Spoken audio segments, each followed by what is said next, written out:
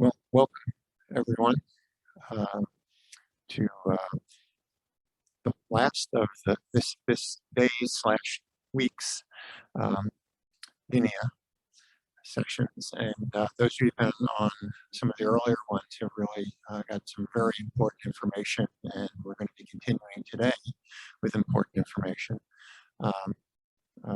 Slightly biased, I think this may be some of the most important information because we always talk about people who are doing interventions, how starting earlier is important. And so today we're going to be talking about the data that are available for children, young people, families that are working with them, and for a number of reasons, both efforts that city schools are doing, efforts that the mayor has and the federal government has, including increasing resources for early childhood interventions and other things that are both in the pipeline now and with new federal legislation are only likely to be expanded.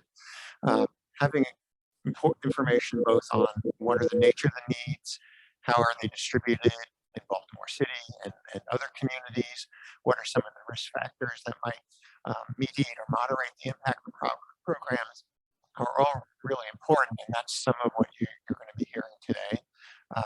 You're also going to be hearing directly from some individuals who are both directly involved in utilizing and creating services, but also are the next generation of the leaders for this city. And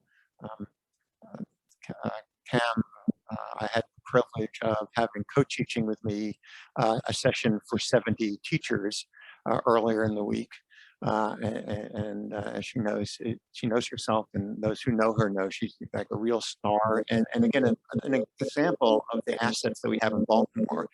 And I think many of the people who you'll be hearing today are already working with young people who are amazing. And I think all of you who are watching and listening, have the opportunity to really figure out how to be building on those resources, building on those community resources. And last but not least, since some of you probably aren't going to be dropping off at 2:30 to hear the mayor's press conference, his third of the day.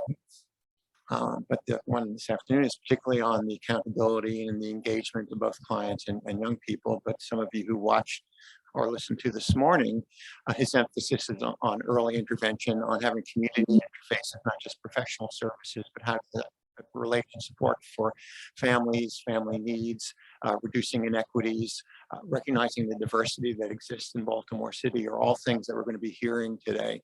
And so I don't want to take up a lot of time because the rest of the speakers have much more useful information than I do. So we're going to start with Bridget, Blount. And some of you may know that earlier this week there was a release and a discussion of Baltimore Promise's efforts around obtaining and disseminating data. And again, one of the really exciting things in Baltimore is some of us who are academic researchers have had access to these data if you worked hard enough for a long time, but it's been very difficult for organizations, community-based programs to get access, and efforts that Baltimore Promise is leading, but they've done it with video, with a number of groups, I think is a really important asset for Baltimore City. So I look forward to hearing from our next speaker, Bridget.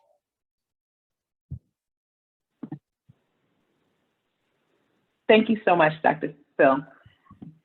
Awesome. That's off now. Good afternoon, everyone. My name is Bridget Blount, and I am the Chief Impact Officer with Baltimore's Promise. I'm excited today because I get to share with you, as Dr. Leaf just mentioned, a great resource that our organization just recently released called the Baltimore City's Opportunities Landscape. I am going to share my screen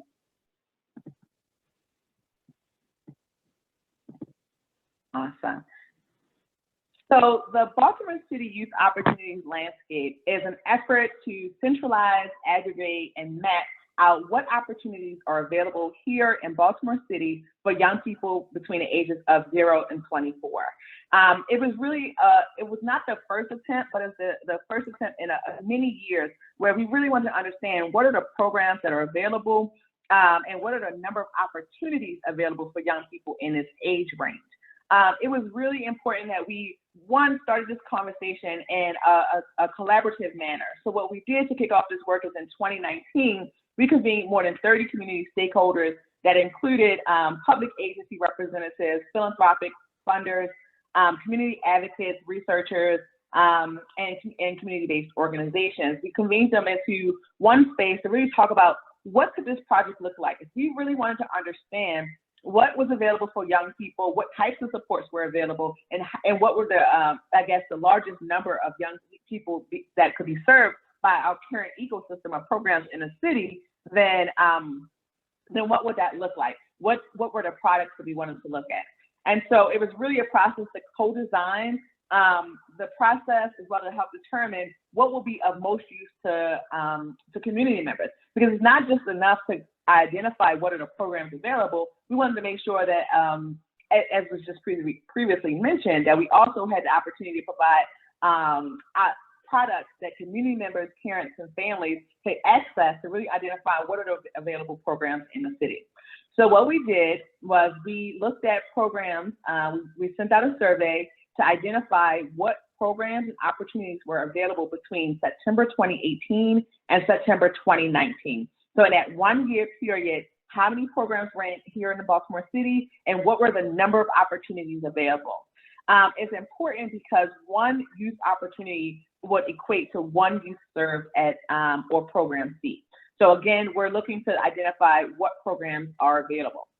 Why we did this work was because, as I mentioned before, there have been several efforts previously to kind of catalog the programs here in the city, but there was no way for us to know how many distinct opportunities are available for young people in the city. When we're thinking about investing in resource allocations, when we're thinking about identifying what programs and we should fund, there's like ideas that several of us had, but there was no systematic way to understand how many opportunities there actually are for young people.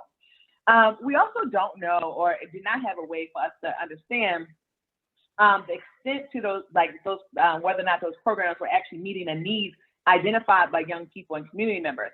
So we know that there are a lot of community-based organizations, nonprofit organizations, and programs ran by public agencies available, but we wanted to see what were the types of services being offered by these organizations and whether or not young people really felt that the programs that were available really were meeting their needs.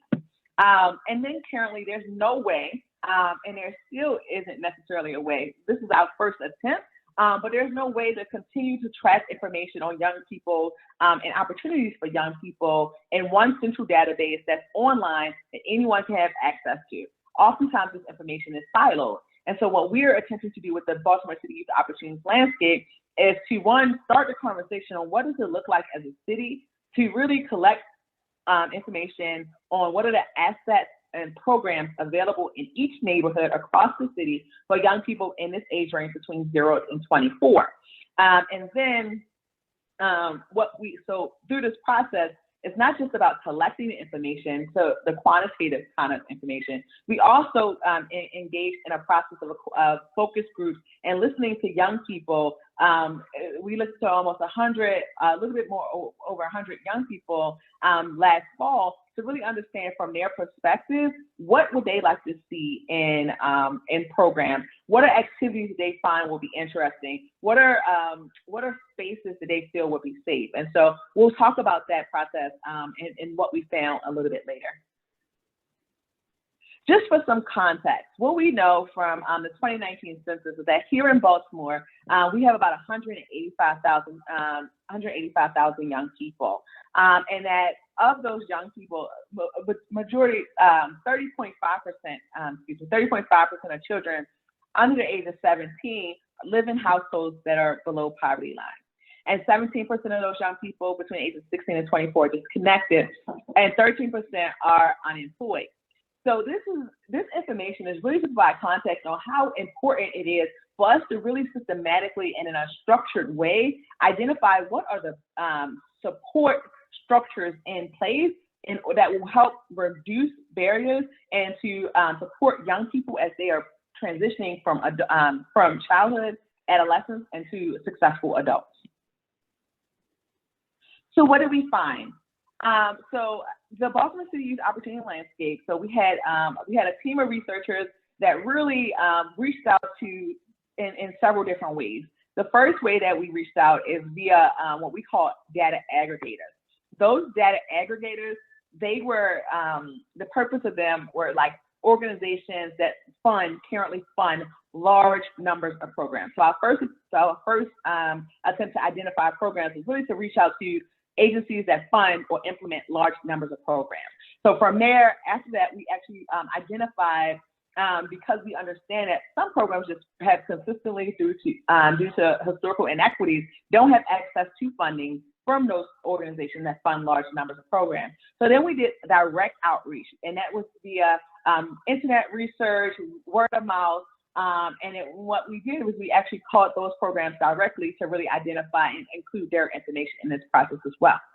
And then from that work, we identified that there were, during that time period between September 2018 and September 2019, that there were about 2,086 programs available for young people to participate in between the ages of birth and 24.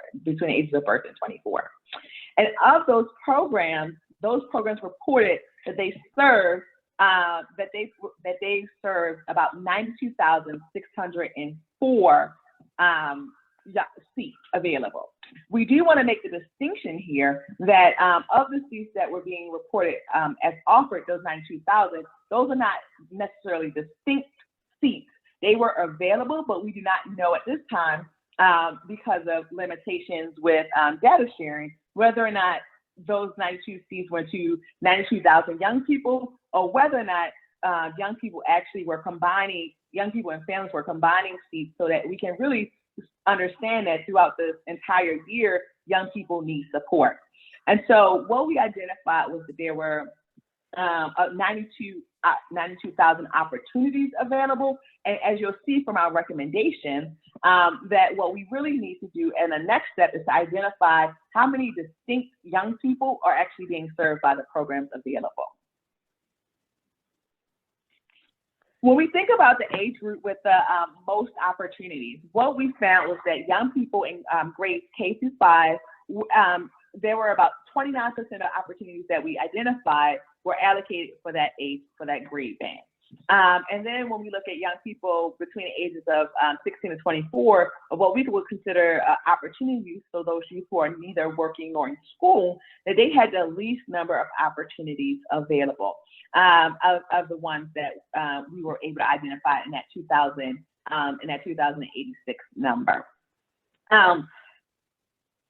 This is interesting because what we're trying to work through is really understanding, if we're thinking about equity across opportunities, where then should we allocate additional resources? And so what we want to make sure here is that this is not to say that there needs to be less investment in one age grade, in one grade band or another, but there needs to be continued and additional investment in both the K to grade 5 grade band, as well as for young people in that older age range between 14 and 24.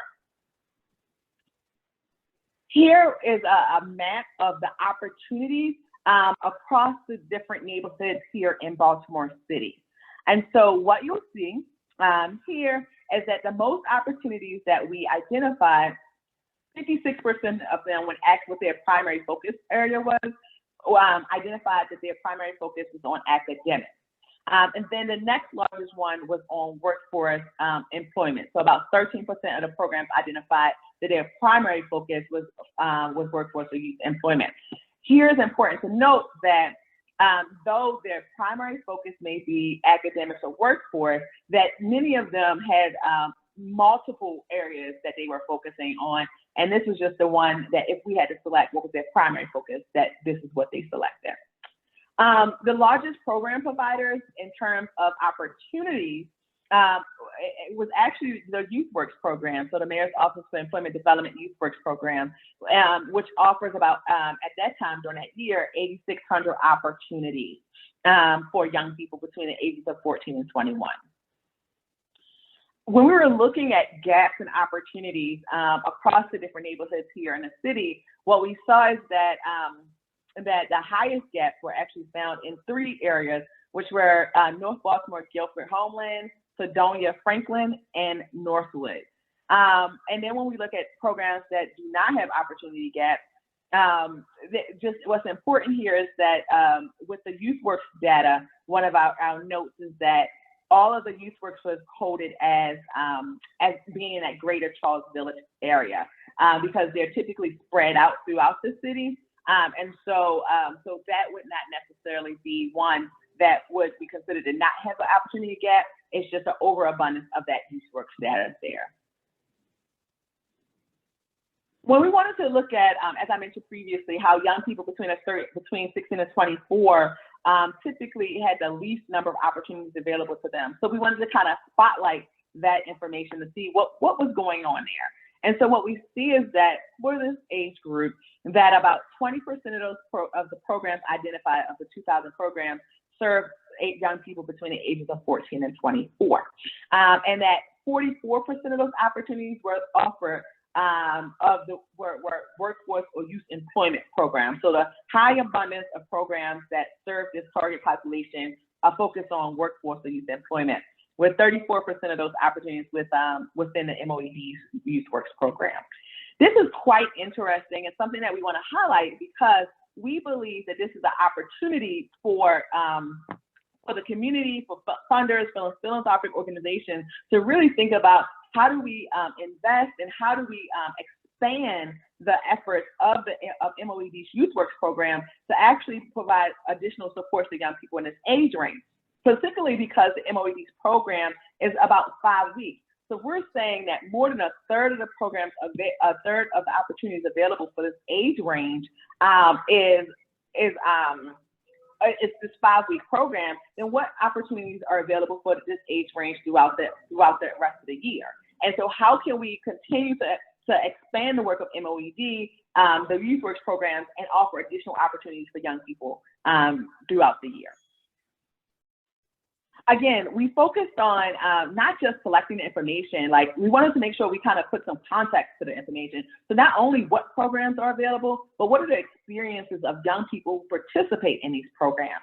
And so what we heard from these young people, we kind of categorized them into these 6 categories.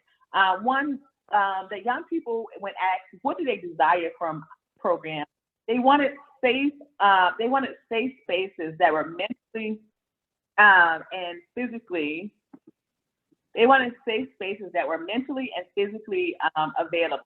And so they wanted to be able to walk into the building or opportunity that the programs and feel safe.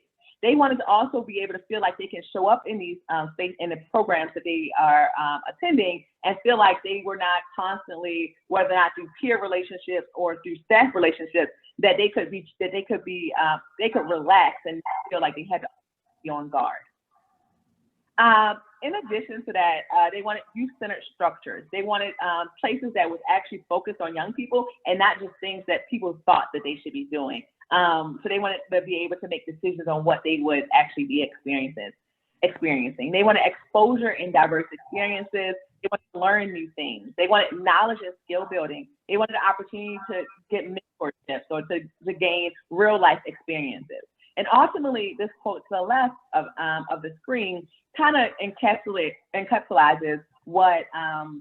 what we heard throughout our experience talking to young people, which is they wanted programs that provided them with new and innovative activities. They did not want to, they wanted basically to have individualized experiences based on their interests. And they didn't want to attend programs that were doing things that are the same thing for the past 30 to 40 years.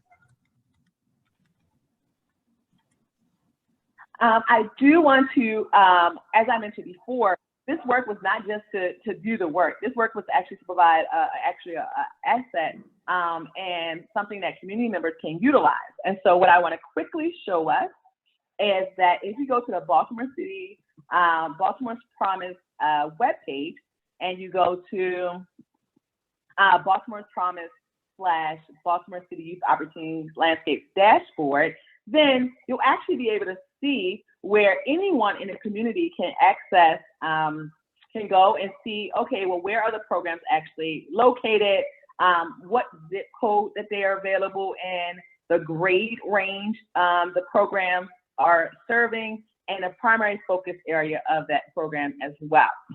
And here, if programs are interested and they go and they look and they say, hey, my program isn't available, then they can actually, anyone if you see a program that you know about, or whether or not it's your actual program, you can actually click on this link and update your information. And then we'll, within the next couple of weeks, your information will be updated. So this is an opportunity where one of the issues that we've had previously with maintaining a database of this sort is that oftentimes information becomes out of date as quickly as it is reported. And so what we're trying to do is to make sure that this information is the most recent possible. And so one way of doing that, in addition to direct collection, is by asking community stakeholders to actually update their information so that as parents and family members are accessing this dashboard, they will be able to, they'll have the most recent information available for each nonprofit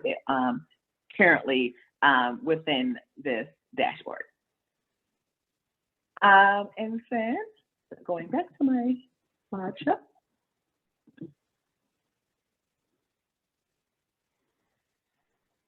All right, so some key recommendations from the work that we've done, and this is really quick, but some key recommendations from our efforts to really identify what programs are available. The first one is that there needs to be additional opportunities for young people here in the city. That currently most of the opportunities available for young people, there's just not enough. What we know is that the 92,000 opportunities that we found, that clearly is not enough to support the young people that are here in the city, the total number of young people that are here in the city that are looking for opportunities. So it's important that we expand the opportunities available. We also want to develop a shared definition of youth instability for Baltimore. What we know is that young people, the traditional definition of opportunity youth, which is young people between the ages of 16 and 24, who are neither working or in school, does not really capture the full need of young people here in the city. And we do understand that instability for young people is more than just not working and not in school. It can do with food insecurity, homelessness, juvenile justice involvement. It can do with child welfare involvement. And so there are a multitude of factors that actually contribute to instability for young people that need to be taken into consideration when we're thinking about what is the true need of young people here in the city. There needs to be systematic program data collection. So to do this work, we need to collectively as a city come together across our different sectors and identify one standard language. So if we're talking about youth serve, that youth serve mean the same thing in program A as it means in program B. And so then when we're trying to aggregate up to really understand what's going on, then we'll be able to we'll be able to talk apples to apples, that we're talking about the same thing here. And then the development of an integrated data system. This is an effort that is being developed by, it is the integrated data system, something that's being led by Baltimore's Promise. And we just want to continue to advocate for how important it is that until we have a way to understand at a unique level how many young people are being served, then we'll never truly be able to understand the need. Right now, that 92,000 opportunities that we found is an overestimate of how many opportunities young people are actually taking advantage of. So just the work that we released the report. As if you wanted to go to the Baltimore's Promise BTYOL page, you can read the full report there. We are currently working on an opportunity index, which is really understanding of within each neighborhood, whether or not young people have access to opportunities to really be successful. So not just across the city, but in each neighborhood, what are the programs, what's the program composition to support young people? We want to continue this work. So we've gotten a lot of opportunities to share this work with community members, and that we're excited that community members are actually using this work and asking us questions and helping us refine this process. We want to automate this so that we're able to update it and annually, and at least at minimum annually refresh this. And then we want to continue the meaningful engagement with young people around this work as well. So I will stop there. And I would like to thank you all for having us today to be able to share the Baltimore City Youth Opportunity Landscape. Thank you for everyone that has provided information that has made this possible. And thank you to the Baltimore's Promise team that is in the background that's supporting this work. And now I will turn it over to Tiana.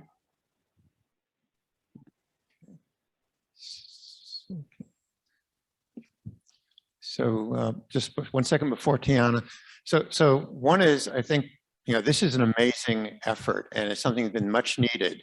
But as Bridget said, it's still a work in progress.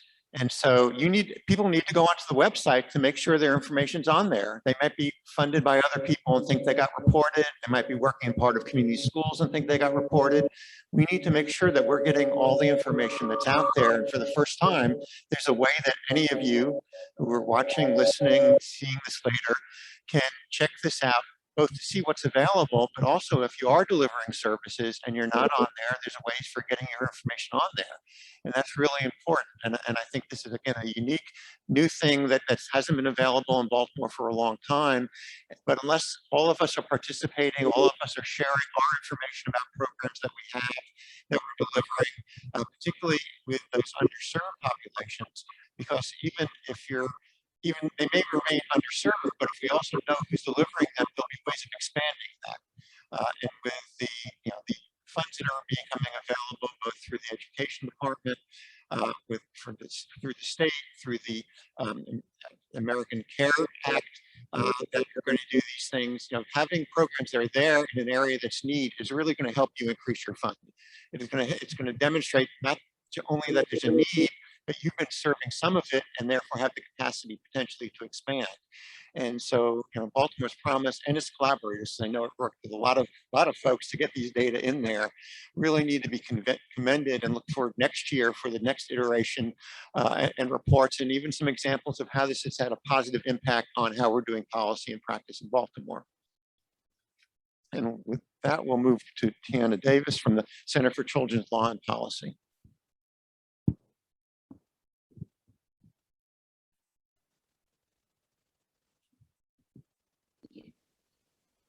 Thanks so much as I attempt to get it all set up here. Good afternoon, everyone. My name is Tiana Davis, and I am with the Center for Children's Law and Policy. And I truly appreciate the opportunity to be here speaking with you all today. As I pull up the slides here.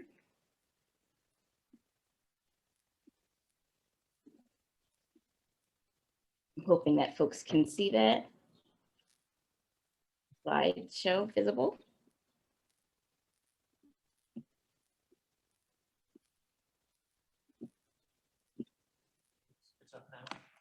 It's up now.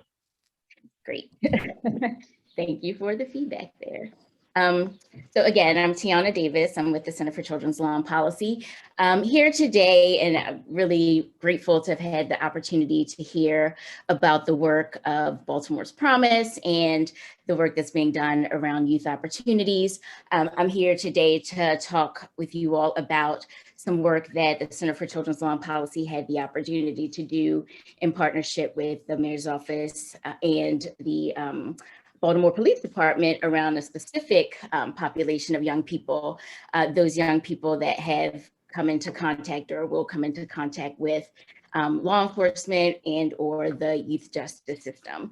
I think we would all agree that there are far too many of our young people in Baltimore that are having this kind of contact. And so our work has been centered around how we can create new pathways for young people to access those opportunities that exist within their communities, as opposed to having contact with the system, entering the system, moving deeper into the system, and therefore having all of the implications and consequences that come along with that system involvement.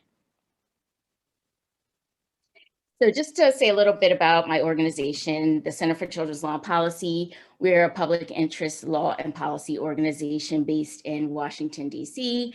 Although our organization is based in D.C., I am a born and raised Baltimore girl, if you will. That's who I am, and we're deeply committed, both our organization, as well as myself and my partner, who's been working here in Baltimore with me, largely Jason Zaney, our deputy director.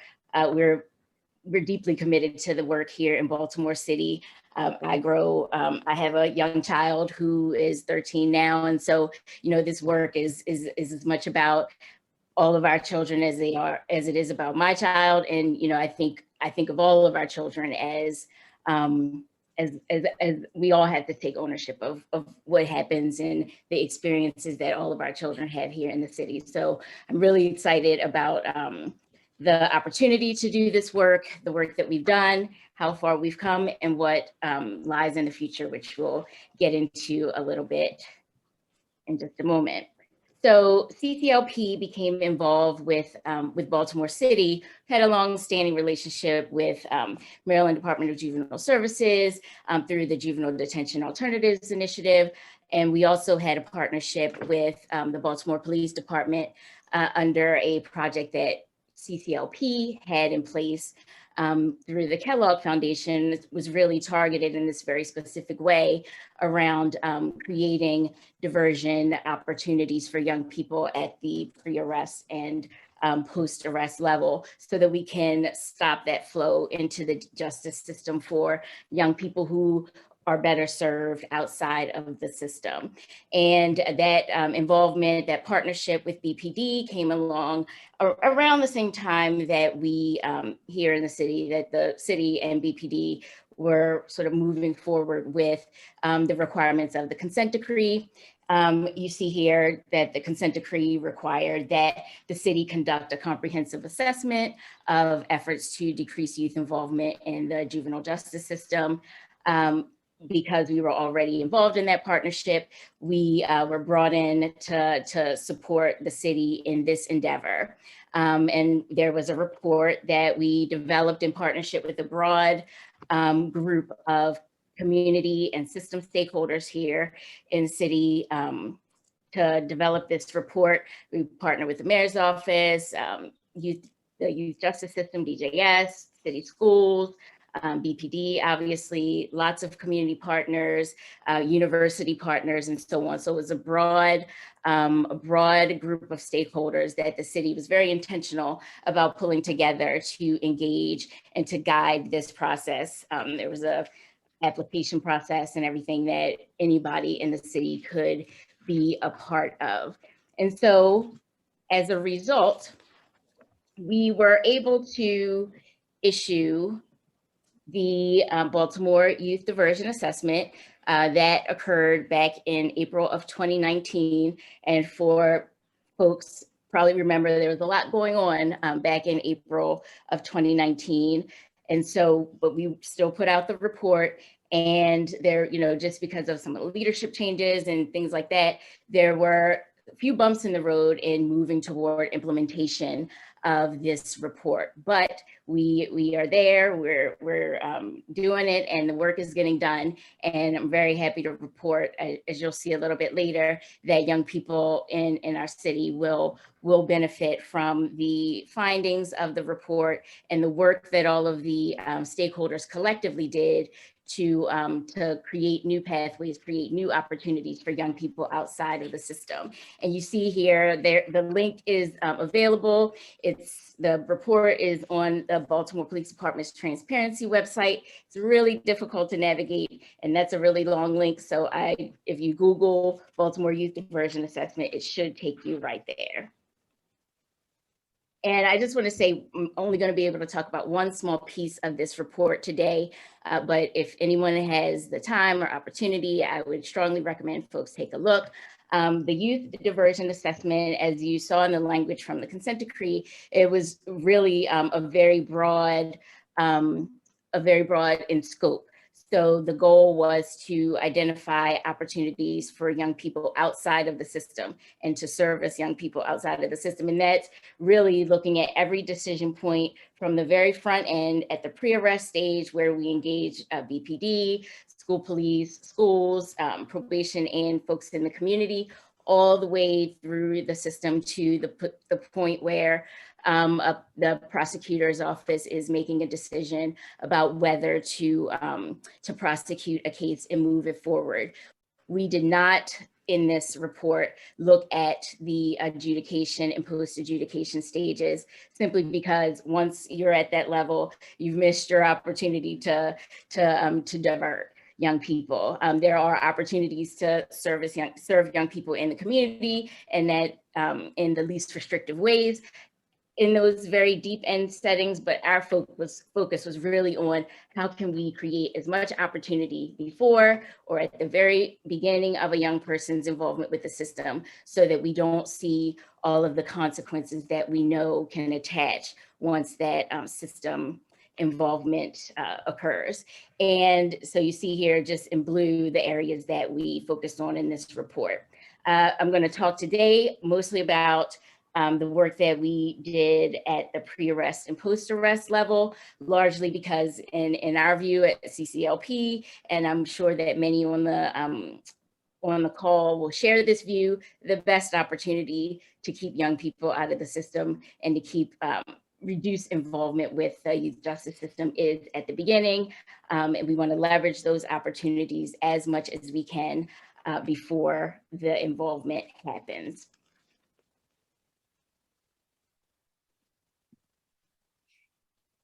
So through our youth diversion assessment process, again, we partnered with lots of community system stakeholders just to get multiple perspectives on, what's working well within the system, what's not. We talked to many young people. We talked to young people down at the Youth Justice Center. We talked to young people who are on probation or involved in other services that that DJS has to offer, who are deeper into their system involvement, because we really wanted to get a comprehensive understanding of how young people and their families are experiencing this system. As well as an understanding of, what are some of the barriers, the systemic barriers that that we see within the system, whether it's the police department or with the prosecutor's office or with DJS, systemic barriers to diversion, creating those pathways out of the system or to a less restrictive and intrusive environment for the young people that come into contact. And so just very quickly, it was a long process. Again, we talked to lots of folks, we looked at lots of policies, we looked at lots of data, both qualitative and quantitative data, just to get the landscape. And what we discovered, there are a couple of key barriers for pre-arrest diversion here in the city. And again, pre-arrest is where we want to focus, at least initially, because that's the best opportunity to keep kids out of the system. We noted through our conversations that with law enforcement, that many of the police officers working for BPD would like to be able to divert a young person, but they really didn't have a policy that specified when that should occur, when it couldn't occur, when it was appropriate or not. And that was the problem. And just thinking about back to the landscape at the time, lots of officers, even if they wanted to, they were afraid to divert, because where would the accountability lie? Where would the responsibility lie for that decision when there was no policy guidance to kind of direct them in how they should make that decision? We also noted that there was huge variability in diversion practices from district to district. And a lot of that really depended on the types of resources that were available in any given district, the types of resources that sort of stepped up and approached the police commander in a particular district to say, hey, we could be working with young people. So there was just way too much variability depending on where you were in the city. And that's certainly something that we want to be able to address, because we don't want to have a situation of justice by geography, like wherever you are, that's the kind of response that you get. And so that was something that we identified as a real issue. Another key challenge that we identified was that for folks that aren't familiar, down at the Justice Center downtown, there is a post-arrest diversion screening process that happens there. So once a young person was arrested, taken downtown to the Justice Center, there's a diversion screening process that happened there. And in our view, that was a real missed opportunity. We don't need to, there are lots of harms that come to young person, even just in getting in that car and going downtown. And so if there's an opportunity to eliminate that, reduce that, and create that opportunity before the arrest occurs, then that's where we want to focus. And again, we saw that there was lots of transportation of diversion eligible youth. Lost my place there. Sorry about that. Diversion eligible youth to the Justice Center, and it just didn't make sense. We were taking too many young people downtown, having those very harmful experiences, separated from their families and communities. Just it was really problematic. And so we wanted to find some ways to address that. And then finally, there was a real issue around warrantless arrest for misdemeanor offenses. Maryland law requires that or prohibits the arrest of a young person for a misdemeanor offense unless that offense happened in view of the law enforcement officer.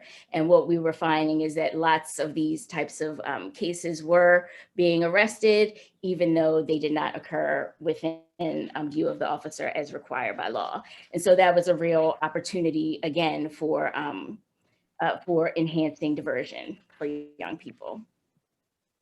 So just very quickly, when we came into this process back in 2018, 2019, the youth arrests were already on a downward trend. They had already declined pretty significantly. We looked at the 2 years prior to our time in 2018, and we saw that there was a reduction from 2,136 arrests down to 1,566 arrests over that 2-year period, which is a 27% reduction. And then we just kind of, just for good measure, look back to 2014, and we saw that the decline was even more significant from 2014 to 2018, with a 55% reduction in youth arrests, which is a good thing for sure. And so we did a lot of digging into the data, but there were a number of things that stood out to us in the assessment. I'm just going to share a very small sliver of it because I don't want to take up too much time here. But one of the things that we noted is we looked at one of the best ways to identify what opportunities we can leverage for diversion for young people is to look at what's happening when those cases advance to the next stage. In this case, if we're looking at arrest and pre-arrest, the next stage of decision-making is intake and adjudication.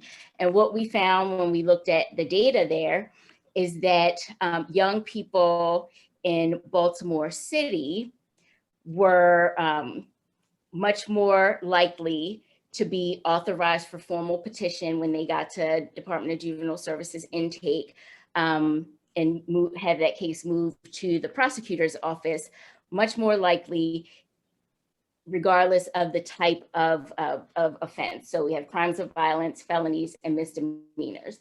But what we also noticed when compared to the rest of the state, misdemeanors, there was a much bigger gap between the rates at which young people in Baltimore were being referred on for a formal petition as compared to the rest of the state. So to us, that said, misdemeanor offenses are the most likely or most amenable types of offenses to diversion. And so we want to be able to maximize that opportunity and close that gap on the rates at which young people in the city are getting referred forward compared to their counterparts in other parts of the state.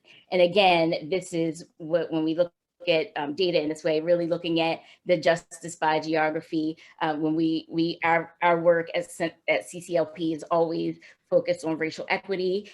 And because we know, for all the many reasons that we know this to be the case, our population, communities of color tend to experience higher rates, higher levels of policing. We see many more young people coming from our communities of color into the youth justice system. And in Maryland, we know that we have centers of communities of color here in Baltimore City. And to us, this said, there's a gap here. We have too many young people who are not getting an opportunity for referral, or opportunity for diversion instead of referral. And so we dug a little bit deeper. There's lots of data again in our report, but I just wanted to highlight quickly some of the targets for pre-arrest diversion based on the data that we reviewed at the time. And what we saw, this list here, I won't read through them all, but we saw that these offenses, these types of unlawful behaviors, were represented about 25% of all youth arrests during the year in question, 2018. And again, up to 90% in any given month of the youth arrests that were happening in the city were African-American youth. So really any change that we made was going to have an impact on youth of color here in the city. But we wanted to really focus in on those types of offenses that we know are diversion eligible or have been successfully diverted in our state and other places in our state, as well as across the country, to figure out what the path forward should be. And so just really quickly, our recommendations centered around revisions to BPD's policy, ensuring that there are mandatory criteria or a strong presumption for the use of diversion when and if appropriate. What we find, and it was the case here in Baltimore, is the case everywhere we go, there's typically a presumption for an arrest rather than a presumption for diversion. And what that means is a young person has to prove that they should be eligible for diversion, when in reality, there should be some way to demonstrate that an arrest is actually necessary in a particular case. And so that's really where we focused our energies. Again, we wanted to limit the criteria for who gets transported downtown to the Justice Center. And we really, in order to reduce the harms associated with that act of the physical arrest, the recommendation was that only young people who were eligible for detention should be taken downtown to the Justice Center, where they will be screened by DJS and then a decision made on whether or not they would be detained. But again, the goal was we shouldn't be treating young people who are eligible for diversion the same way that we're treating young people who will ultimately be detained in a more serious case. And so in order to address that, we recommended that there be a call-in protocol to the Justice Center or to DJS in order to figure out, in order for a patrol officer to be able to make that diversion decision right on the spot in the community without removing a young person from where they found them. And then also to decide whether or not that transport to the Justice Center was necessary and appropriate. And again, always partnering with community in order to leverage all the resources that we know exist in our communities and leverage the will that we know exists in our communities to serve our young people instead of sending them into the system. And so I'm really excited about all the youth opportunities work that Baltimore's Promise has done and will continue to do. And so our recommendation was what we call a tiered diversion framework. And what you see here is just a representation of that. In our tiered diversion framework, you see up the side the progression of law enforcement officer decision-making. And we want law enforcement officers, there's a presumption that unless you sort of build up and sort of qualify for a more restrictive or more punitive response, that the default would be the less punitive response. So moving from a warn and release, go on, have a nice day, to a mandatory arrest. And even in a case where a law enforcement officer deems that it's appropriate for a case to move forward, if that young person is not eligible for detention, there should not be a physical arrest. And again, it will protect many, many young people in Baltimore from those harms and from, as we know, that experience of arrest and contact with law enforcement in the justice system really increases the likelihood that a young person will become involved with the system later. So we're really trying to protect young people from those harms. And as a result, the Baltimore Police Department has implemented a new youth, or actually not implemented, they have adopted at this point, a new interactions with youth policy, which incorporates all of those things that we discussed, which is really exciting for us. And I have to say, Baltimore, we do this work in jurisdictions all across the country. Baltimore is at the very front with this policy. Like, I'm not aware of one that is that does more to create opportunities for young people. So I'm really excited for it to actually get implemented. There's a whole process around training development and training in order to activate the policy. But once in place, once implemented, we will be in Baltimore City benefiting from one of the best policies we see across the country at the law enforcement level.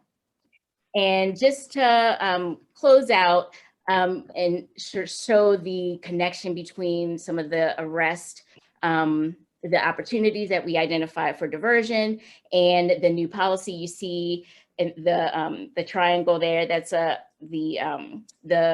excerpt from the actual new policy. And you see in the category 1 offenses and the category 2 offenses, all of the offenses that we had targeted for diversion opportunities in the recommendations from the report. And that was all sort of a data-driven process to identify what are the types of things that young people are entering the justice system for that they really could be better served and more effectively served in their communities. And so, you know, just comparing the two lists, they're all in there, and we're really extraordinarily excited about that. And just to quickly talk about the next steps, like I said, the BPD has adopted that policy. It has been approved by the DOJ monitoring team as well as by the federal court. And so now we're in the training phase, working to develop training that will activate the new policy once folks are trained up. And of course, there will be monitoring that goes along with that. In addition to that, it's the policy that creates the new pathway, creates the road by which a young person gets rerouted from the justice system into a community-based setting or support that they need that's going to better meet their needs. And then there are programs that that is actually the target, like where we want to send them in order to make sure that they're connected to those supports and services. And so on the program side, there's now an effort to pilot a community-based diversion program in the Western District. And it's a multiple stakeholder group that's coming together to plan and implement that pilot. And then, of course, once we're able to demonstrate the effectiveness of that, we'll look to scale that citywide. And again, the pilot is really a case management resource coordination model. So it's not about creating new resources for communities or within communities. It's about leveraging and connecting young people to those resources and supports that already exist in their community. And it really is a community-centered approach. Each of these will be operating at the district level. So we're not asking young people to go all the way across town to be able to access a diversion opportunity. And so with that, I will close out.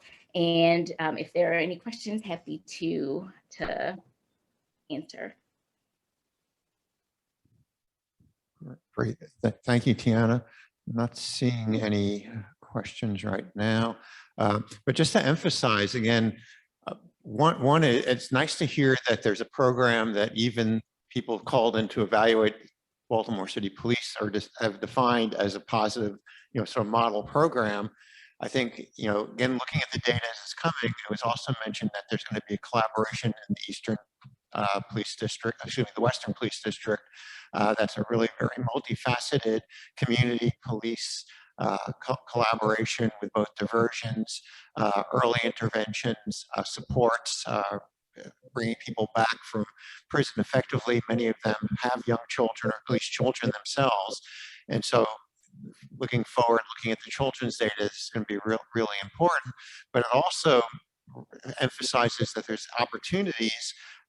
Again, Mayor Scott talked about this morning, of focusing some of the recovery funds on these issues of diversion, early intervention, not just in the study that's going on, the initial project that's going on in the Western Police District, but with many other community programs, but having data, being able to document that you're changing the outcomes for the young people or the families you're serving are going to be really critical, and that BINIA, both for the aggregation of data as well as making it accessible, as well as the Baltimore Promise project that we just heard about, are going to be really critical, but also creating a lot of opportunities over this next year to both input your data, but get your data into actual policy discussions where there's going to be funding based on whether things are getting better or not getting better. So I just want to thank the two initial studies and discussions. And then there is a question for either Bridget or Tiana, what they heard from the youth about diversion and what were they interested in being diverted to? Do either of you have any insights just from your, again, not systematic studies, but discussions about what might be, what the young people themselves thought were diversion opportunities or things they'd like to participate more with?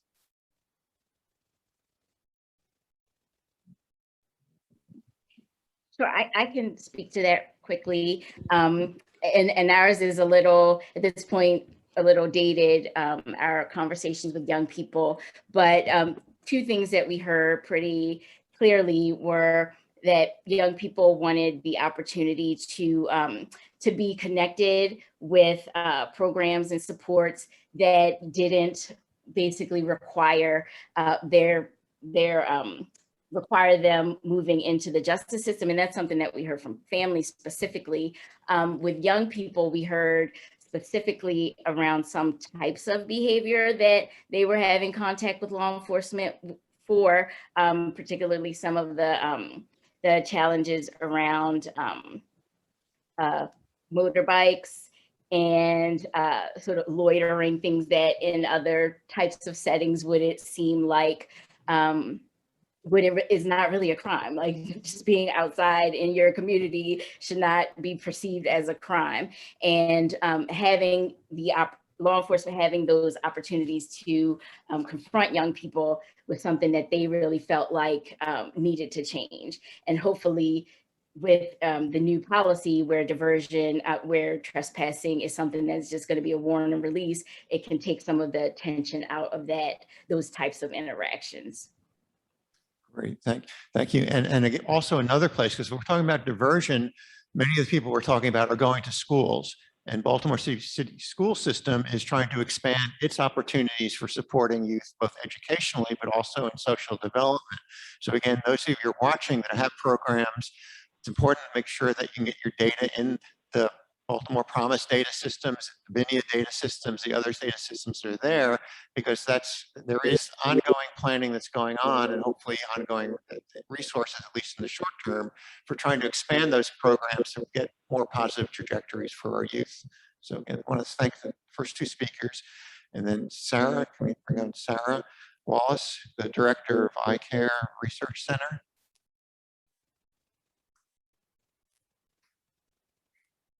Oh, sorry, having an in-person looking at the screen saying, where's she on the screen? No, she's right here. Thank you. Thank you, Dr. Lee, for that wonderful introduction. My presentation is going to be a little bit more about direct service, just because before I accepted the position at iCARRe, I did a number of community work as an entrepreneur and as a consultant. Speak up a little bit. Okay. My presentation is going to be a little bit more about direct service. What I did with the data for youth opportunities, I have virtual youth workers on site. So what I thought would be best was to interview them just to kind of see what data meant to them and to see what those outcomes look like. So the first question is, what does data mean to you? So what they came up with was that data is used in statistics, data is used for computer info, and data is used in regular information, which to me, I already think is a really great thing. When I went to college, I was a pre-medicine major, so I knew quite a bit about data. But before then, if someone asked me about data, I thought data was a character on Star Trek, because that's around the time that we started hearing data a lot when I was little. So very glad that the students knew this about data and that they were able to move forward. We're presented with this. They also gave examples of what data was.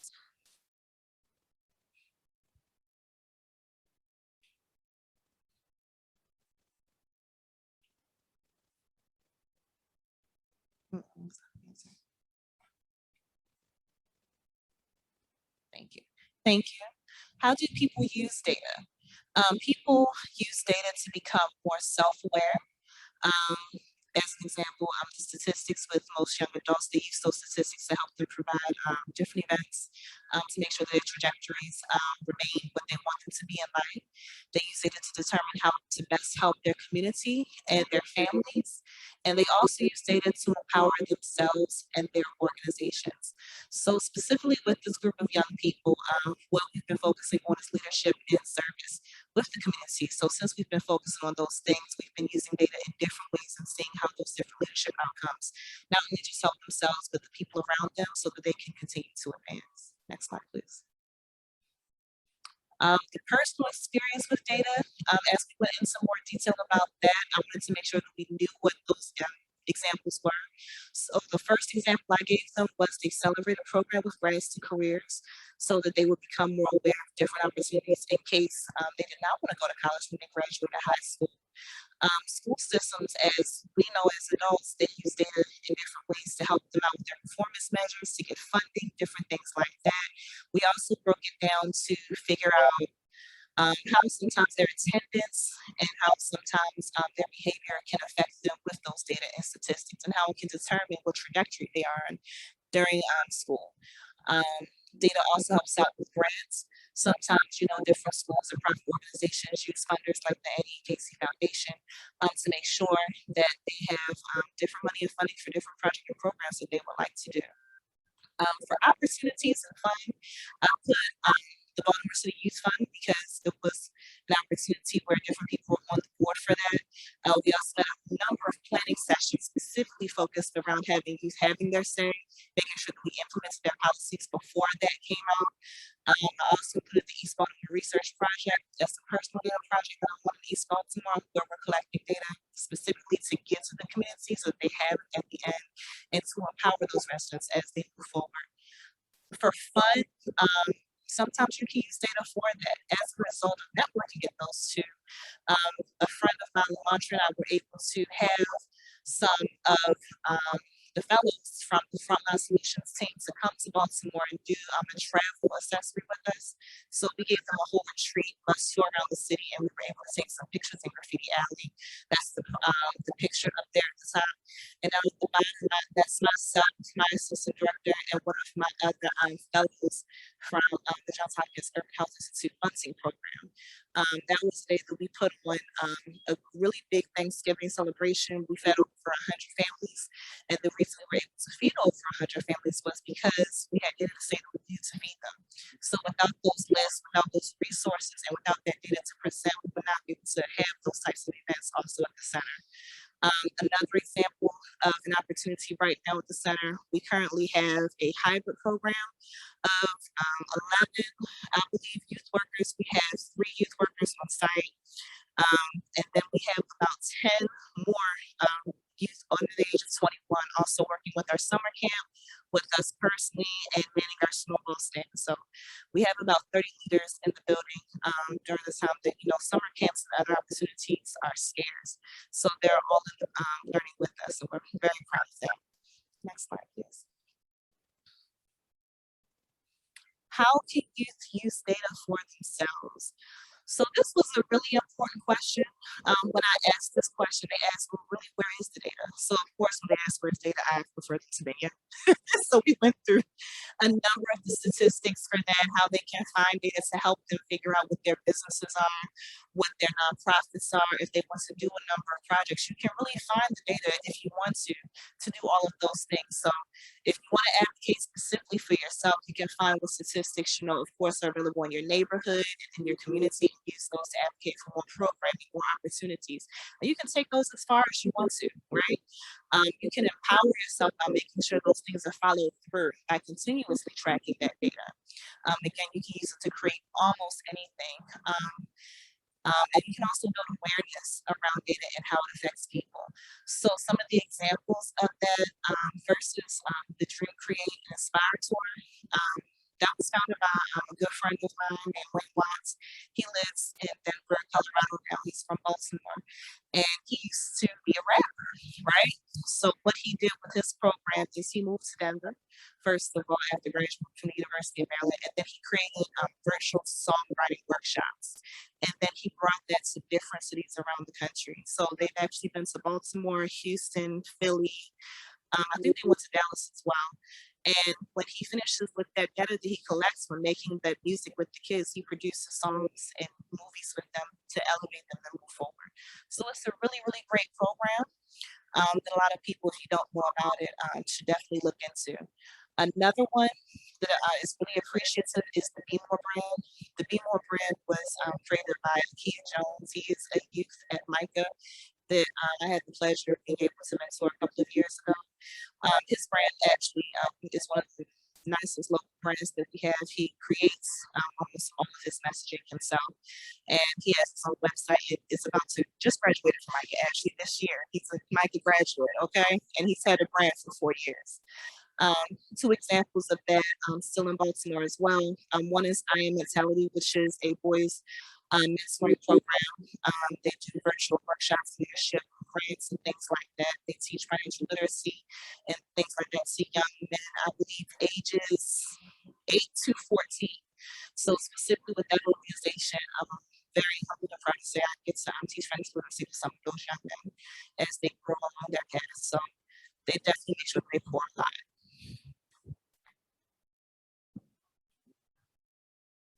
Okay. The fourth one is B360, which is founded by Brittany Young. Brittany Young uses the data from STEM to make sure to incorporate dirt bites into the program. So they get to use that dirt bites and correlate it with making sure that the data that they collect from that is also allocated towards STEM. So they're learning as they're doing something that most Baltimore youth like to do. Okay, next slide, please. So the one thing that we want to make sure that we continue to do is use data to move forward in a positive way. Use that data to either move forward, our communities forward, and our city forward in a positive way. So one of those people there on the left, that's my daughter Eden. Because Eden was around and she saw some of that data when I was working with youth like Akia, she was able to start her own business. So she has her own business she started for. It's called Eden's Garden. And we used to collect the data from that to make sure that she continues to produce a number of plants that she needs to make. A second one there is two youth from a good friend of mine named Mia. Her oldest daughter there is named Mariah, and her youngest daughter is named Sheila. And Araya's book is called Go to Sleep Araya, that her mother made for her. So we use that data to track exactly how many books we're sending out across the city and across the country for that. The third business with those two young ladies are Josiah and Jamari, who are the owners of Lemontopia, which is a youth yet led lemonade stand in Baltimore. Those two are probably two of the hardest working young women that I know. They are 13 and 14. And almost every weekend here, they are working at pop-ups, different things. You can find them at the farmers market, at Be More Green, and a number of other events around the city. So if you can, please make sure that you support these youth and their efforts as they continue to use that data to project themselves forward with the help of data. Next slide, please.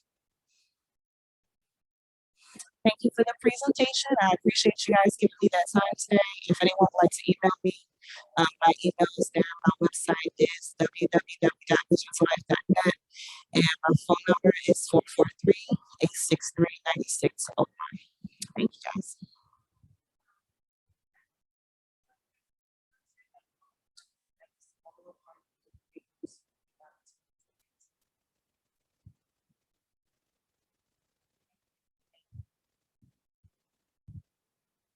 Great. Then our next two speakers, one is Dr. Kyla Liggett-Creel, better known as Dr. K, and Kamri Moses, better known as Cam. Dr. Keel is currently an associate professor at the University of Maryland School of Social Work, and Cam recently graduated from Western High School. Is a social entrepreneur and an entrepreneur, a young leader, and will be starting Spelman School next month. Dr. K, would you like to start? You're on mute, or?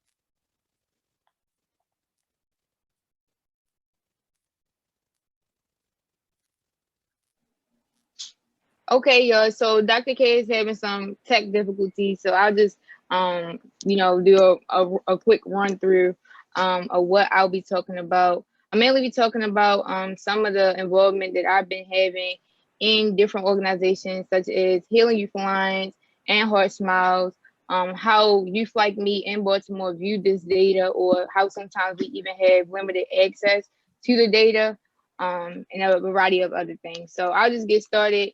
If Dr. K can come back or join in, she's free to interrupt me at any time, but I'll just talk about some of those things.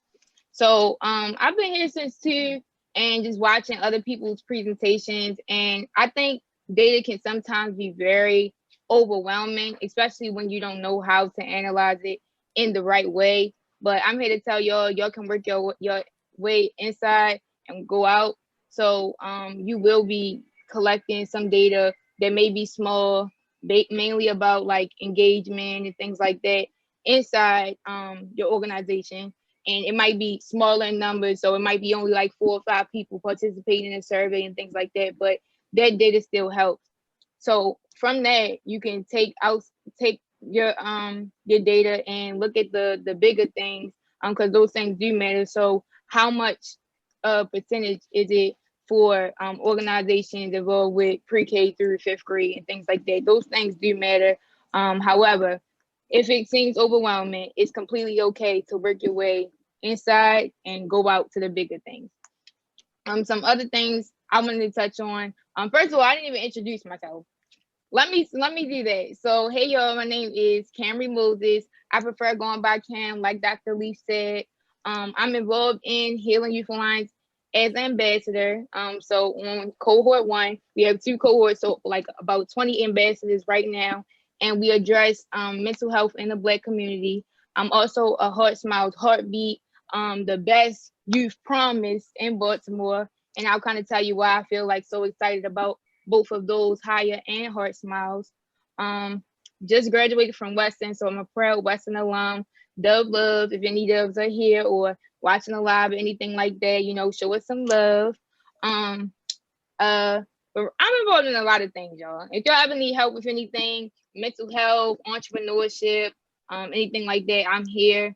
Also the creator of Chaos Smoothies and the co-founder of Quarantine Delight. So if y'all ever need some food or some smoothies before I leave, of course, I can hook y'all up. Elder will be down here cooking food while I'm gone. I'll be cooking in Atlanta.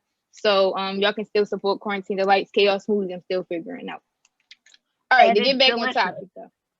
Oh, Dr. K, you back. Yes, is there anything I missed out on my intro? I've been listening, and everything you said has been absolutely true and wonderful. Now that I can actually be heard, I'll jump in really, really quick and then pass it back to Cam. Again, my name is Kyla Liggett-Creel. I'm an associate professor at the University of Maryland School of Social Work and the director of the Healing Youth Alliance. And the Healing Youth Alliance was really founded based on the data that we were looking at. We were looking at Baltimore as a majority minority city, but when we look in the schools, when we look in the community, there's a lot of white social workers and an underrepresentation of African American social workers in the field. And so we wanted to address that and also address systemic racism by offering training to African American youth in Baltimore around mental health and healing in the African American community. So we have now graduated 2 cohorts, a total of 20 young people, and they go out and they do the work of healing in Baltimore City. And as they have learned about mental health and healing in the African American community, we have included data throughout. So the Black Mental Health Alliance and the School of Social Work, we offer training with the young people every week.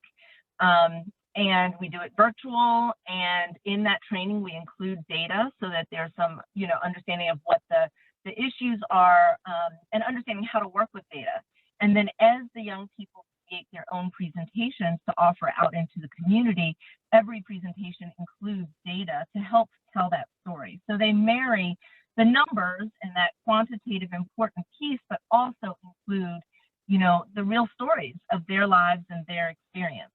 And, based on what the earlier presenter talked about with creating an environment where youth can be themselves and have an environment where they feel comfortable, one of the wonderful things that we feel that Healing Youth Alliance has done beautifully is that the youth are really the leaders. So, when we're asked to come and speak, we're always like, the youth can lead. We don't need to be here for it, which is why Cam is here. And so I will pass it on back to Cam. But thank you so much for inviting us to be here, and we appreciate it. If you have any questions, my information is in the chat box. I'll hand it back to Cam. Thanks. Yeah, I'm happy that Dr. K audio did come back, because not gonna lie, being completely transparent, I was just thrown off a little bit because Dr. K was just like, go ahead, take charge for me. So it was a little bit like hectic, but I calmed my nerves now, and I got these couple minutes that I'll be kind of presenting my perspective to y'all. So if y'all here, drop something like a emoji or a yes or a comment in the chat so I can know that y'all still here with me. All right. Okay. Thank you. All right, y'all here. So yeah, like my perspective on just seeing the data that I've seen before is, like I said, starting off is that it can kind of be very overwhelming just trying to crunch numbers. Like, we aren't like data experts or data analyzers and things like that. But like I said, you can work your way from inside to outside and look at the bigger numbers, how you can make an impact. I also want to kind of talk about what things I feel are best to make successful programs. So of course, I think successful programs should look at the data. So it's no way that, I think it was 8% of programs that address youth ages from 16 to 24. I think that's a really big problem, and looking at big data points like that kind of allow organizations to go harder in the work that they do. So you can look at surveys and things like that for the youth that you do work with, but it is important that we tap into ages 16 to 24. I feel like no youth should have be able to look over their shoulder and there's not an opportunity or organization that's willing to help them, especially here in Baltimore. I feel like we need a lot of different opportunities here. What makes successful programs successful? So programs like HeartSmiles and HeartSmiles, which I'm about to introduce, are essential. So with HeartSmiles, it really gave me a big opportunity to jump and kind of flourish into a new leaf. So for me, I'm majoring in psychology going into Spelman, and it's really all due to HeartSmiles, the things that I've been able to find out about mental health through data, because we do add some data in our presentations that are presented by Black youth. So I actually been able to discover a lot about myself, but there aren't opportunities like HeartSmiles everywhere. Like, there isn't a Healing Youth Alliance everywhere. We're moving out. We got some things cooking up, but right now we're working in Baltimore. And we're working inside out too. So it might be starting in Baltimore, but we'll be going all around Maryland. We did some presentations in California, things we probably wouldn't be able to do with the help of COVID. I think COVID kind of was like a blessing and in some cases a little bit negative. However, we've been able to connect with a variety of different organizations, such as iCARRe, Mom Cares, all over the city for mental health. So it's really good that organizations like HeartSmiles and HeartSmiles put us in different rooms that we otherwise wouldn't be in. That's really essential in being an organization to help youth, especially ones that's in Baltimore, because we aren't exposed to a lot of different things. HeartSmiles, on the other end, is a youth organization, or Ms. Joni would call a promise. It's not a program, dedicated to instilling leadership in youth, and even sometimes just bringing leadership out of youth, because a lot of times leadership is misguided. So thinking about bullies and things like that, people have leadership in them. It just needs to be guided in the right direction or the right way.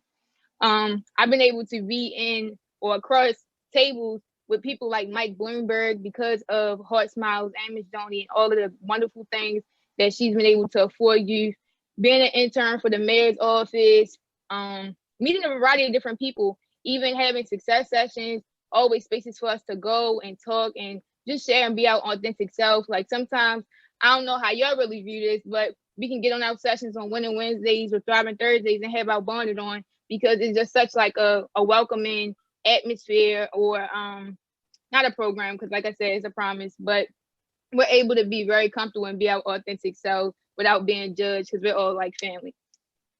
So I see a question in the chat that I can address, but I feel like the way that youth can, or well, organizations can get in contact or support with youth is through the data, is by saying that it is a bigger issue and it is a bigger purpose of why you do the things that you do. So Dr. K just talked about how there was a need for Black social workers. And in order for us to have more Black social workers, we needed people to be, or youth to be taught about mental health and social work.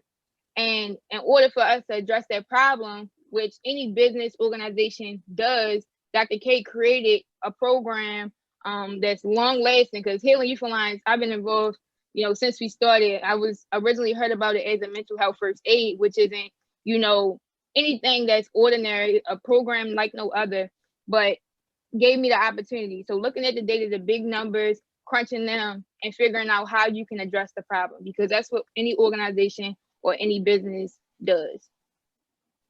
Is everything that I'm saying making sense? Because I feel like I'm kind of talking a little bit fast. So can y'all drop something in the chat, like a yes or no, maybe? Okay. Okay, y'all getting it. A lot of sense. Okay. Other than that, I would just love to say that any other organizations that want to get involved, you might be a little bit nervous. However, putting yourself out there will allow the opportunities to come. So it might be like a funding issue, or you might not be getting the most youth at the jump of your program. However, if you give it some time and just analyze some of this data that we're saying, now how best to engage youth, doing focus groups or doing surveys for youth on how your program could get better, then things will get better over time, and you'll be able to develop and reach youth where they need to be. But really, the whole thing is create opportunities that otherwise wouldn't be there. So the 16 to 24, that 8%, more programs need to be made about from ages 16 to 24, addressing them, because we don't want there to be any age, well, not any age gap, but any gap between this group of youth and another group of youth. So everybody needs to be addressed. Make sure that your organization is very clear about their mission and the things they want to solve. Like I said, Dr. K, she wants to have more Black social workers, and HeartSmiles is really just a start. Like, it gives us the opportunity to learn about mental health. And for me, I'm furthering that by going to school for psychology. However, like, what ways could we fill a possible gap? Like, HeartSmiles is long lasting. I'll still be in HeartSmiles even when I'm going to school. But what problems are you guys really solving? So, see one more question in the chat about the Hip Hop Public Health Initiative. Unfortunately, I'm not involved in the Hip Hop Public Health Initiative, but I know a lot about it. So it really allows youth to be in rooms with people like Dougie Fresh, doing versus challenges. I actually did a versus challenge. I won one of the versus challenges about COVID and the vaccination. But it allows you to be in different rooms, making songs with a message. Because I think a lot of the times music that we hear may be catchy and things, but doesn't really have a message. So we talk a lot about the vaccination, do it in a creative ways where it's appealing to youth and adults all across the world.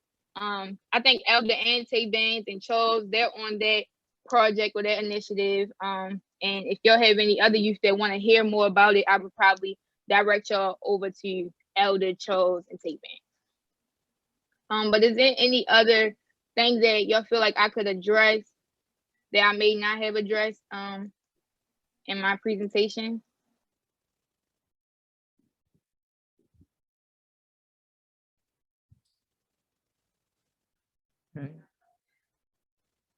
Okay. So also if people put questions in the chat, I don't know whether I missed any, but so I just want to restate something that Cam stated that might have flown over people's heads. she actually can contact and is in contact with Michael Bloomberg. I just point that out because several of the other young people that are also have been involved. And, you know, again, a lot of times we think about, you know, young and also the Hip Hop Public Health Initiative is an amazing national effort to where they came to Baltimore. They didn't come to the adults in Baltimore. They came to the youth in Baltimore to say, how can they contextualize these videos that they made them initially for all over the country. And they realized, well, you know, it doesn't necessarily look like where I live. And so they started talking to the young people from Baltimore, and they said, well, you know, we have townhouses. You know, in your background, it's not a big deal to change your background. You got videographers. Just make it, you know, here. And they actually showed them a little picture of what Baltimore looked like. Or they had a clinic, and they said, well, you should have University of Maryland up there. You know, that's the hospital that's most visible in the city. They just had very positive, very useful, you know, input in terms of contextualizing it. Now they're going to other cities, again, and contacting young people in these other cities to help them, you know, contextualize what is a national. And they have rappers, you know, like really good people who put it together. But you know, San Francisco looks different than Baltimore, than Chicago, and other things. And the young people really were very helpful. And so early on, some of the work that my initial contact with Cam was through the Youth Advisory Board for the Center for Adolescent Health and HeartSmiles. That there's a lot of assets in Baltimore with young people. And maybe one of the things that Cam can talk about is she mentioned Wellness Wednesdays and Thriving Thursdays.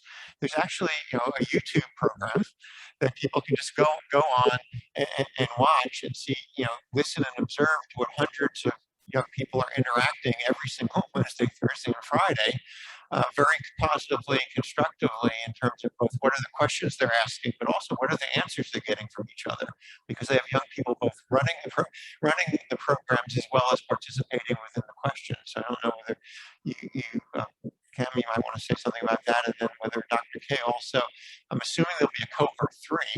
So if people might have young people who are interested in participating in cohort 3 of Healing Youth Alliance, how might they find out things about that? Well, I'm gonna leave it to Dr. K for the cohort 3, but I know we are having another cohort coming. I would say with the things that you did say, thank you for sharing about Winning Wednesdays and Thriving Thursdays and things like that as well. I dropped the HeartSmiles YouTube in the chat. I know I can probably try to drop in Facebook Live as soon as I am done talking, but I would say connectivity is really how we do things. So Winning Wednesday, Thriving Thursday, Focus Friday, it allows us to see that we have value in our voice.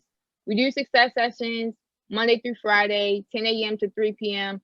Any youth that you guys have can come to it. We talk about leadership, entrepreneurship, self-improvement, a variety of different topics that need to be talked about, things that we don't learn about in school. I feel like we need a lot of extension from the things that we learn in school, because sometimes, not gonna lie, the stuff that I see in school I don't really see how I can apply it to my real life. So I need programs that allow me to learn more about myself, learn more about things that will prepare me for my future. And earlier I was on a success session with HeartSmiles, and I love HeartSmiles and Higher to Death, but these organizations provided me a stepping stone for doing something greater later in the future. So it may be being a Black social worker or a therapist, or with HeartSmiles having a foundation of leadership, and later probably being in a higher position of leadership and still coming back to give to my community. But it's all about those opportunities and the connectivity that your organization will be able to bring and the impact that you'll be able to make on a youth's life.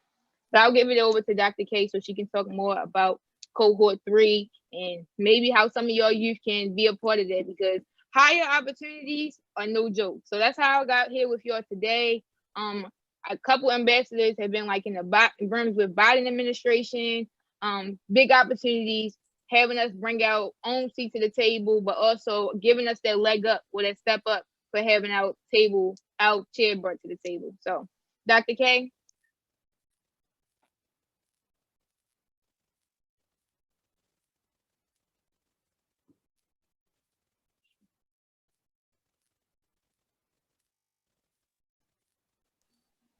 Dr. K, are you here? I'm not actually seeing her picture on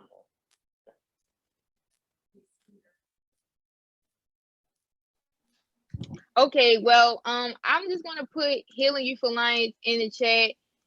Make sure that you're staying contacted with and connected to Healing Youth Alliance. You can follow us on Instagram. You can hit us up in email to get presentations or anything done. But cohort 3 is coming very soon. We have 2 cohorts so far. If y'all ever need a presentation about COVID and youth mental health, trauma and healing, or anything like that, we're here to serve y'all. So make sure that y'all hit us up on the email, and I dropped the email in the chat. If Dr. K ever gets connected back to her audio, she'll probably be able to share a little bit more in detail about cohort 3. But I would love to thank y'all for your time, allowing me to come here, share my voice, and hopefully you got a couple things from it. So love y'all.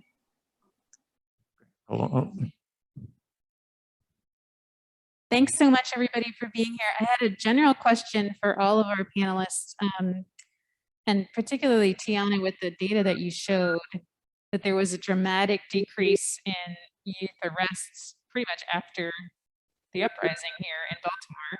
And I was wondering what you guys thought about the last 5 years since Freddie Gray on this topic. Like, have we seen the needle move in a good direction, or are there things that we still need to do? Sarah saying yes. It's definitely been a tick in programming, my personal opinion. I believe B-City was formed. That's a coalition. I feel like myself, Dr. K, and a number of other organizations. I feel like it's over 40, honestly, organizations on that one. Seeds of Promise, HeartSmiles. A number of us have applied for grant funding and partnerships. The iCARRe Foundation, Bridget Productions, the Youth Whisperer program. I believe it's Class Clowns. It's a lot of organizations there specifically. So I believe it is more attention that is geared toward it, but the work is never really done in that type of area.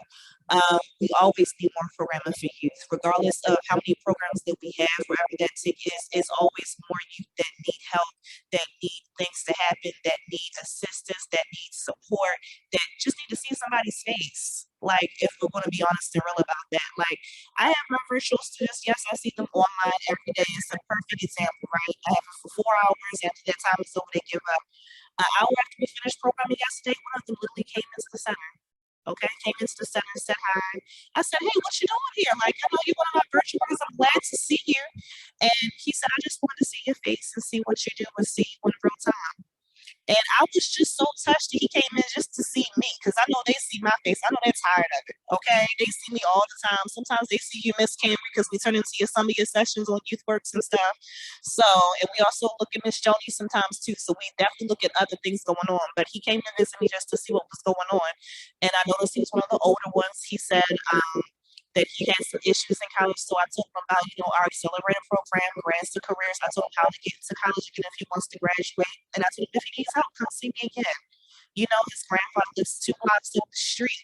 So he said every time he goes to his grandfather's house, he's going to come see me too. I said, you know what, that's great. I will see you every time you come. And that's just one. There's only just one who saw a face on a computer screen that wanted to take another step forward. How many kids aren't saying anything? How many kids don't have that person? How many kids did not make it to have a youth workshop this summer? All of them need help still. Whether we see them or not. Sorry, I finished. And this is Tiana Davis with CCLP. Just wanted to respond quickly to that question. I think absolutely lots more work to do. We saw in that data, the data captured I think it was 2014 through 2018, and there was a dramatic reduction there. But even despite that dramatic reduction, we still were able to identify very clear opportunities where where the system could be responding differently in a way that gives young people more opportunities and less contact with a harmful and punitive system. And so that's all of the data, the additional data that I shared about those specific offenses. That was the same year. So even in a year of historic low arrests, we still have lots of opportunities where we can and should be responding differently for young people, especially if we want them to grow and to their full potential and not get caught up in the system. And one thing I wanted to point out, you know, we talked specifically about the pre-arrest and arrest and what the police department can do, but there are recommendations all the way through the prosecutor's office, and all of it works together. Because I think one thing we know about the system here in Baltimore City, I mean, I think it's generally true, but specifically here in Baltimore City, particularly for our Black and brown youth here, you know, it's a revolving door. And so changes need to happen at all of those different levels. All of those different stakeholder agencies need to change how they're responding to our young people, and just take a new approach, think differently about how we intervene and support young people, because clearly what we're doing has not been working. So I agree, the work is never done. Okay, I'll go. Thank you for Miss Tiana going, and I think, I'm not sure, I forget your name, I apologize, but thank you for you going as well. But I would just piggyback off of you all, but also say that I feel like, I don't know if I've been just more exposed or have my eyes more open, but I've seen a lot more organizations getting involved, being more open to hearing a youth perspective. Like, I don't know, I still think about Haya being in the Biden administration room on Zoom, and I'm like, that's so big to me, because before, a couple years ago, I mean, I'm only 17 now, I'm not that old, but a couple years ago, I didn't hear of youth being in rooms like that. So I think it is a lot of work to do.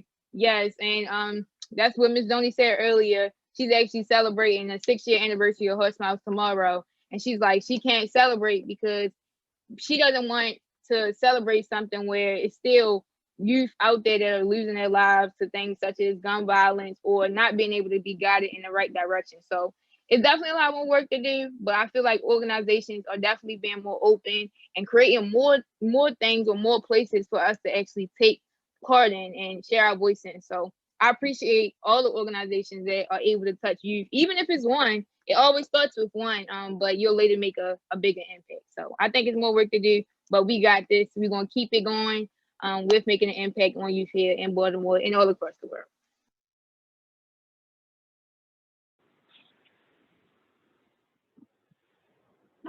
I would just add to the conversation that is what we found is between 2018 and 2019, there were about 92,000 opportunities available.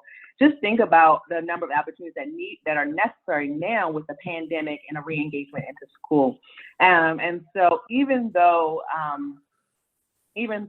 like I do believe that we probably have more opportunities than we had in the past, I mean, there's just going to be so much more need with this next upcoming school year, with getting young people really back engaged with school. And so I'm excited by the opportunities that programs are now talking to young people, really trying to create experiences that are necessary. But I think that that we have a lot more work to do. Great. Any other questions or comments? Or so clearly there's much to be done.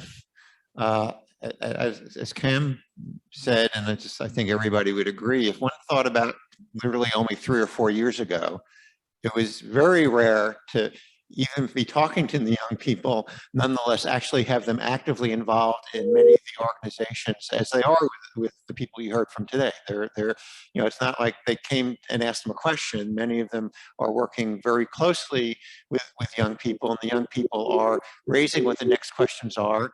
They're getting hired actually for data collection, for data analysis. They're being integrated very much more than I think they existed a couple of years ago. And again, I think this is really a trajectory moving forward. I think, again, as I mentioned, those who got on late, there were 3 press conferences by the mayor today. He's talking about resources that are becoming available for reducing violence. But reducing violence doesn't mean increasing police. It means getting upstream and doing a whole range of things The Obama administration, the Biden administration has put more resources in and wants to have early childhood funds out there. They want to increase funding for 4-year-old schooling, for mental health services in school, for after-school programs. So I think there's going to be a huge amount of opportunities, but we also need to make sure that there's data about them so that they go where they're most needed. And I think the BPD for a number of years and looking at the neighborhoods and other things has really been one of the leaders nationally and internationally in doing this. And so we're very lucky. Baltimore Promise has been also doing that, but I think has really taken 2 steps forward in terms of not just creating reports now, but creating interactive data sets that will be accessible to community groups and other groups. And so hopefully next year we'll have both more presentations, but within the year, hopefully more training sessions, more opportunities, and we don't have to wait for a year to learn what are some of the new findings. Are equally important, how can organizations, particularly some of the smaller organizations, access these data, understand these data, utilize these data? And I know both Baltimore's Promise and BPD have in the past, and we'll be continuing those things.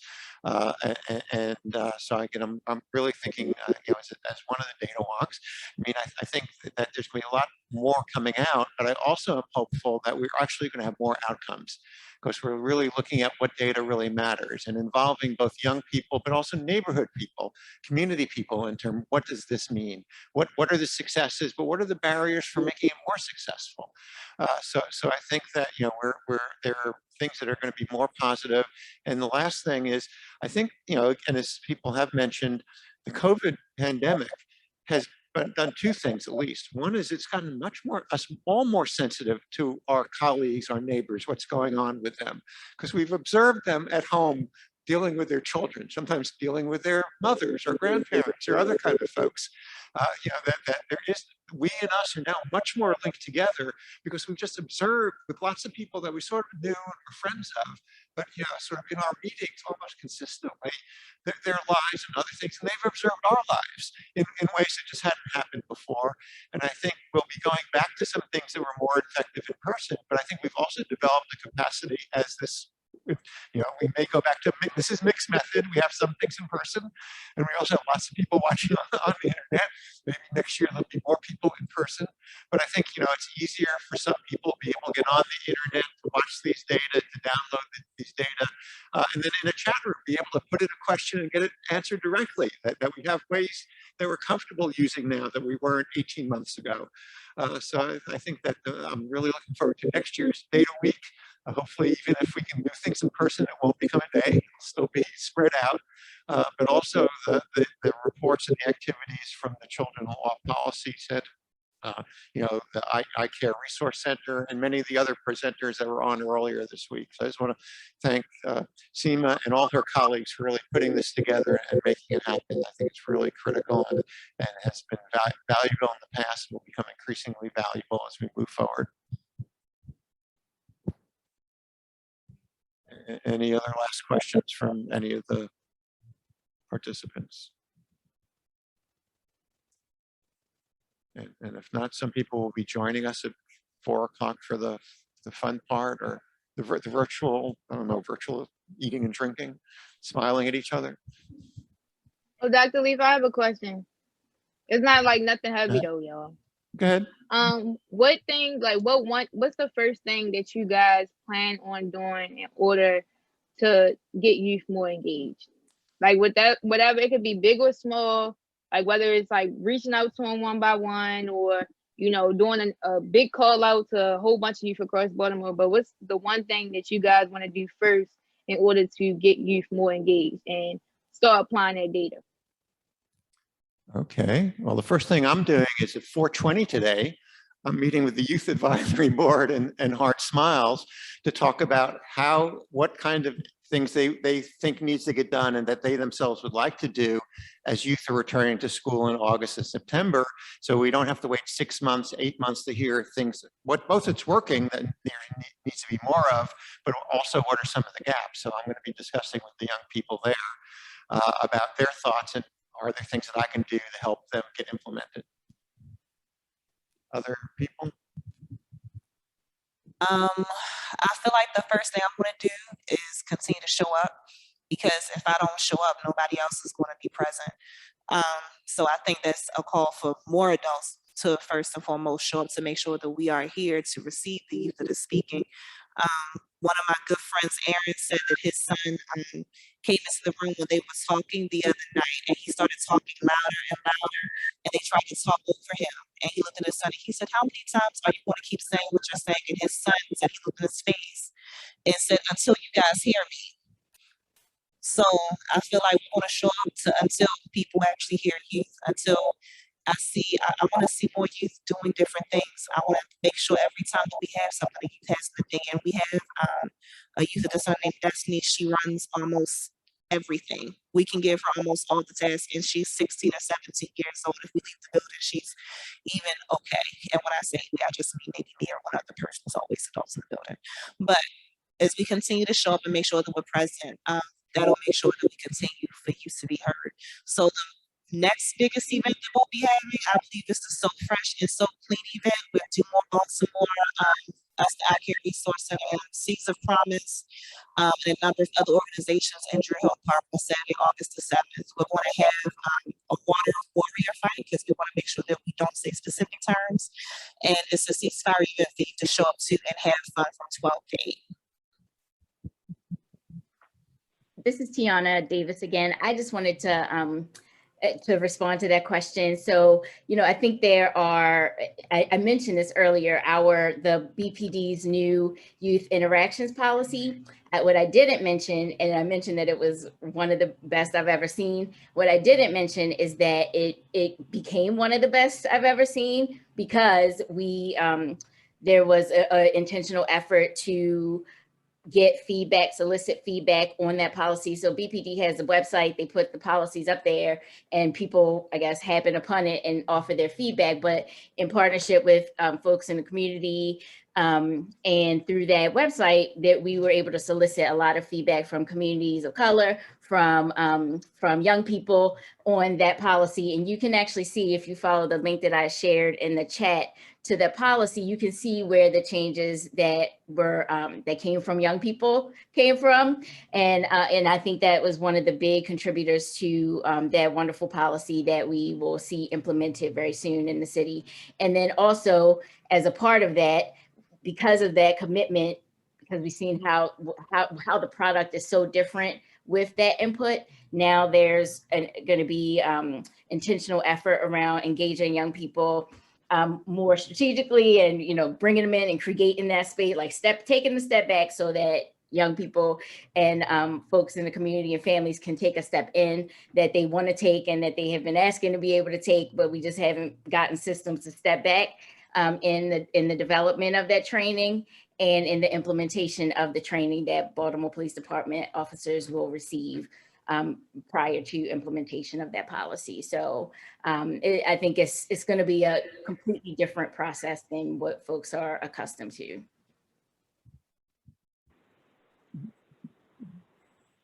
And so for Baltimore's Promise, we are committed to a youth participatory process throughout all of our projects, from start to finish, from designing the project to understanding the data, but not just that, also to, ensuring that we're paying and that we are incentivizing young people for their expertise, that acknowledging that the work and that the support and information that young people provide to the project are not just a one-time type of thing. So we're working on building a youth leadership pipeline project. So we're working on bringing on a staff member to support that effort. And then we also are working on providing stipends to young people via a one-time stipend of $325 stipend for young people who participate in our Grad to Careers program. And that is really for any type of support through this pandemic that they might need. And so our approach to working with young people is, one, to make sure that it's prolonged, that it's sustained effort, and then that we're always just making sure that we're lifting up and supporting young people to be able to share the information with the community as a whole. Okay, well, again, thank all our panelists, all our watchers, and we look forward to. I just want to point out, BINIA has activities during the entire year. It's not just an annual day-to-day or a day-to-week. So check out their website. Check out the website. Baltimore Promise has activities. I'm assuming the other groups have activities also. So, I mean, sort of go on their websites, keep, periodically to check up to see if there's something new coming up, whether it's new information for dissemination or new discussions, or often speak, Baltimore Promise and Vinny often has colleagues from around the country that they're talking to really help us all understand things better. So, stay in touch, and thank everybody for participating.